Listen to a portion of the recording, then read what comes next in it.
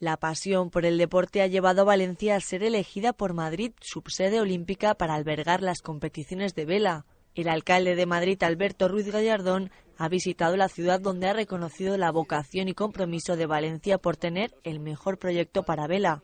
Tengo que decir que vosotros, para ser subsede de vela, habéis hecho un proyecto que ha competido con proyectos de enorme calidad también y que habéis sido seleccionados porque sois los mejores.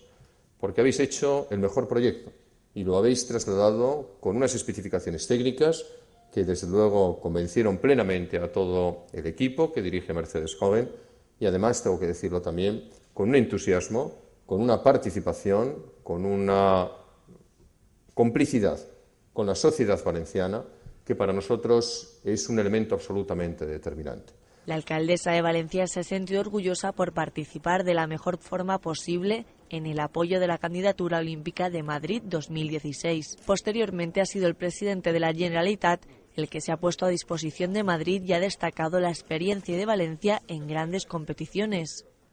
Hoy, públicamente, refrendamos y renovamos nuestro compromiso, en el que además estamos seriamente implicados y profundamente agradecidos. Agradecidos porque nos habéis permitido ser parte de ese gran proyecto de ilusión, de esperanza y de España que mueve la candidatura Madrid 2016. Satisfechos porque con la subsede olímpica estamos dándonos cuenta que aquel trabajo sirvió y seguirá sirviendo para proyectos que vayan viendo en Valencia el lugar de referencia sobre los que apostar.